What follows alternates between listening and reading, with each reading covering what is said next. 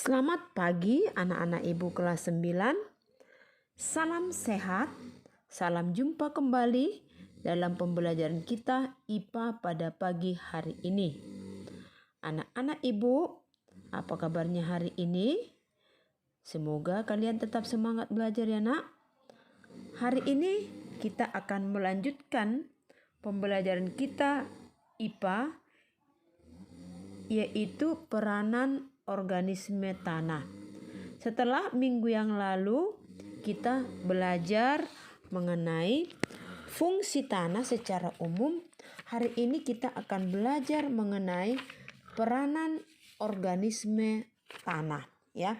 Apa-apa sajakah peranan organisme tanah? Nah, kita tahu di dalam tanah itu bukan hanya struktur tanah saja, tetapi ada organisme-organisme yang ada di dalam tanah. Nah, mari kita simak video berikut ini.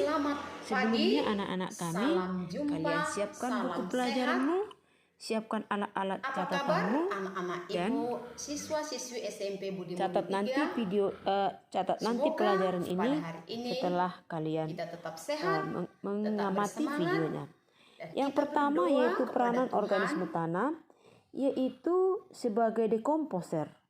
Dekomposer yaitu organisme tanah yang dapat melakukan dekomposisi atau penguraian bahan organik dan sisa makhluk hidup seperti dedaunan dan hewan mati, serta melapukkan batuan menjadi unsur organik.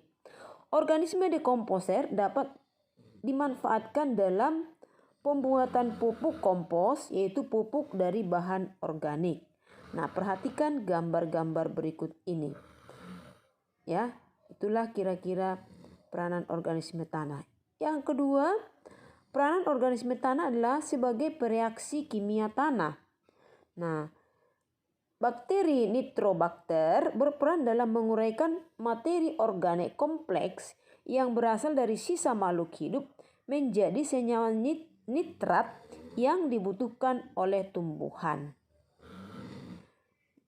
Nah, mikorizа yaitu jamur yang bersimbiosis dengan tumbuhan akan meningkatkan kemampuan tumbuhan menyerap unsur hara berupa fosfor. Mikorizа berasal dari kata miko, jamur, rija, akar, ya. Nah, yang berikut adalah pengurai polutan dalam tanah, ya. Ini peranan yang ketiga. Organisme tanah dapat berperan sebagai agen biologis yang mampu membersihkan polutan dalam tanah. Sumber polutan utama tanah biasanya berasal dari kegiatan pertanian yang menggunakan pupuk dan pestisida dalam jumlah yang besar serta irigasi. Perhatikan gambar. Penguraian polutan di dalam tanah ini dapat dilakukan dengan lebih cepat jika aktivitas organisme tanah semakin tinggi.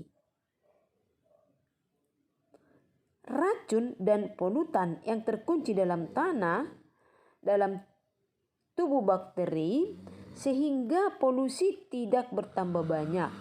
Yang berikut adalah pencegah penyakit tanah. Ya, pencegah penyakit tanah. Tanah dapat dikatakan memiliki kondisi normal apabila tanah memiliki senyawa organik dan aktivitas organisme yang tinggi. Pada saat ini, organisme tanah dapat melawan organisme penyakit atau patogen yang masuk ke dalam tanah secara alami. Organisme tanah memanfaatkan prinsip pengendalian biologis sehingga organisme yang mengganggu tanah dapat dikendalikan. Nah, inilah peranan organisme tanah. Yang berikut, pemberi pengaruh pada tekstur tanah. Tekstur tanah ditentukan oleh ukuran butiran utama tanah atau kombinasi dari ukuran butiran yang paling melimpah. Aktivitas biologis organisme tanah berperan dalam membentuk butiran-butiran penyusun tanah sehingga menentukan tekstur tanah. Nah, perhatikan gambarnya. Ini ada beberapa tekstur tanah. Nah, sekarang kita lihat dulu Sifat-sifat tanah. Sifat tanah ada dua, ada sifat fisika dan ada sifat kimia. Sifat fisika yaitu berupa ukuran butiran, ukuran pori-pori, daya serap, dan struktur kompak atau tidak. Tanah liat tersusun atas butiran-butiran yang sangat kecil, yaitu antara kurang dari 0,002 mm, memiliki struktur yang kompak dan memiliki pori-pori kecil yang tidak saling terhubung. Sifat tanah liat yang demikian menyebabkan tanah liat lebih baik menyimpan atau menahan air. Sifat fisikanya yaitu derajat keasaman kandungan mineral tanah.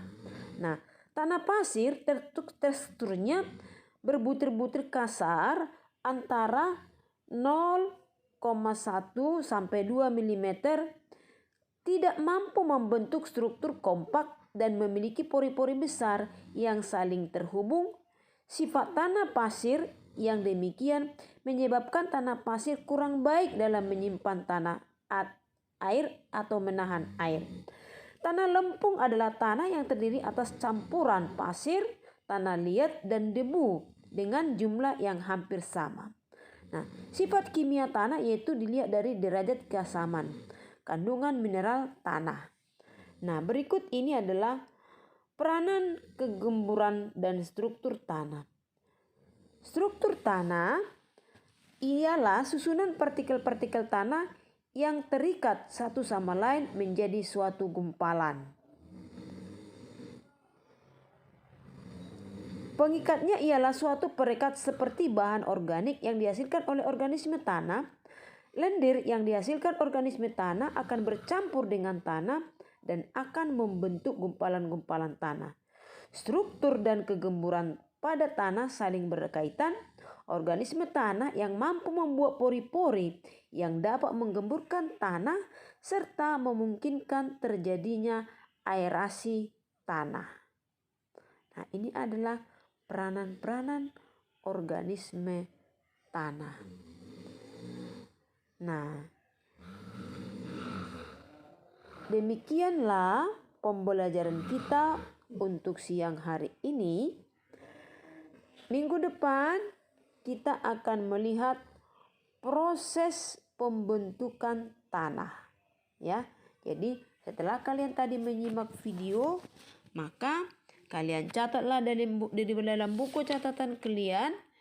Jangan lupa dicatat dengan baik dan kalian pelajari dengan sebaik-baiknya. Nah, inilah peranan tanah yang kita pelajari pada siang hari ini. Terima kasih dan salam sehat.